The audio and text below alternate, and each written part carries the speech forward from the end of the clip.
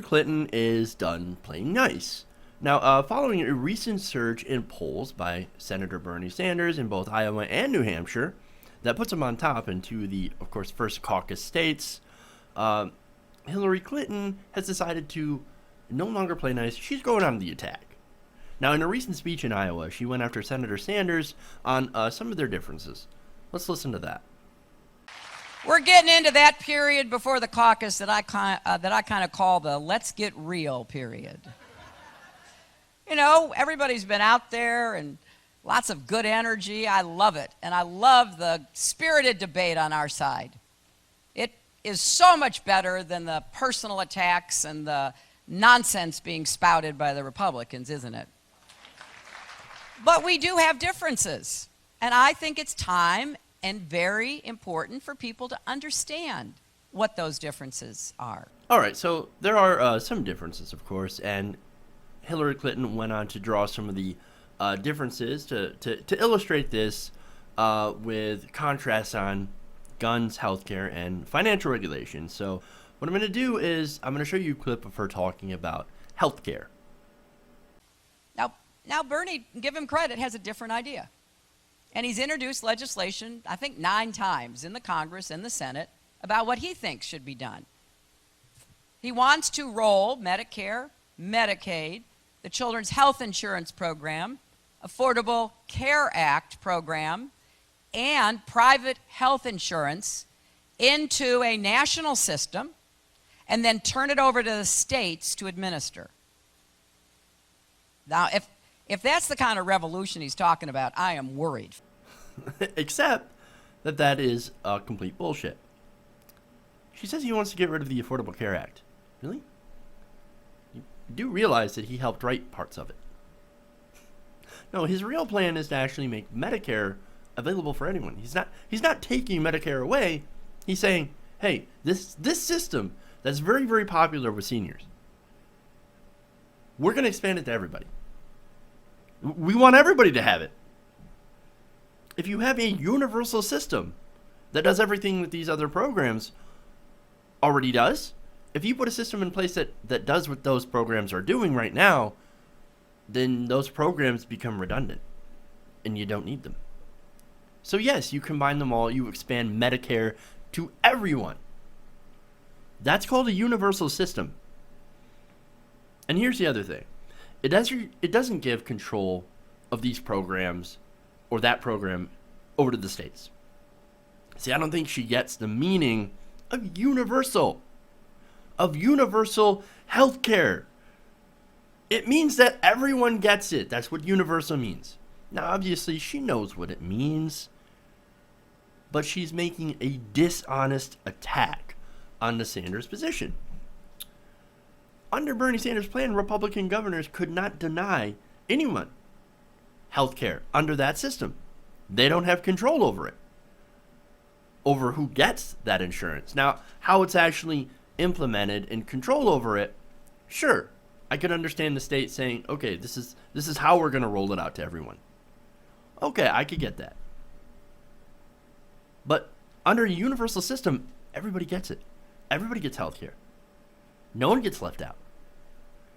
Her attack is absolutely wrong, and actually it's fear-mongering is what it is. So she's wrong. She's absolutely wrong on that. All right. Now, she's also going to defend herself on her corporate ties. She's going to cast herself as someone who's tough on the corporations. So don't talk to me about standing up to corporate interests and big powers. I've got the scars to show for it, and I am proud of every single one of them. Really? Health insurance companies actually really like you. They contribute lots and lots of money to your campaign. Where's the scar for that? Are you also proud of taking money from Goldman Sachs? Do you have any scars from that? Or are you also proud of how the banks crashed the economy after you told them to cut it out? Scars, really? Really? It seems like you've got a pretty good bank account from working with corporations, but certainly not any scars. All right. So here's the point, right?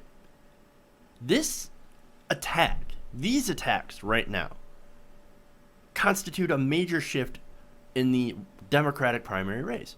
See, just months ago, Hillary Clinton wouldn't even say Bernie Sanders' name on the campaign trail. She essentially ignored him. And by doing so, she let the fire Bernie Sanders lit up under progressives go unchecked. And now, 49% of Iowa Democrats are feeling the burn. He is up by 4 points over her in Iowa. And in New Hampshire, according to new Quinnipiac polling, he's up by 14 points. He's ahead in both first battleground states in the primary. And get this, according to IBD-TIPP polling yesterday, Hillary Clinton's support among Democrats has fallen to 43%. Support for Bernie Sanders rose 6 points. This is a national poll. A national poll. Bernie Sanders rose 6 points to 39%. That means that Bernie Sanders is within 4 points nationally. And on Real Clear Politics polling averages, Bernie Sanders continues to close to nearly 10 points. Tell me who's unelectable. Tell me who's unelectable.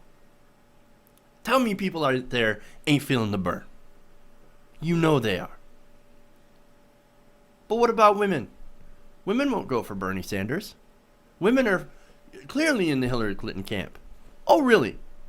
According to USA Today Rock the Vote poll, Bernie Sanders leads Clinton with millennials. Okay, young people, we knew that already. He had huge support from millennials. But what about the gender? Men under 35 support Sanders by about 4 percentage points, whereas millennial women back Bernie Sanders by almost 20 points. Damn. And under the older demographic, 26 to 35, Bernie Sanders just barely gets edged out by Clinton when it comes to women. But younger millennial women are clearly behind the senator. The former Secretary of State is right. It's time to get real. It's time to get real. Her and Bernie Sanders have differences. Absolutely. And the difference is this. Hillary Clinton serves the establishment, while Bernie Sanders clearly serves the people.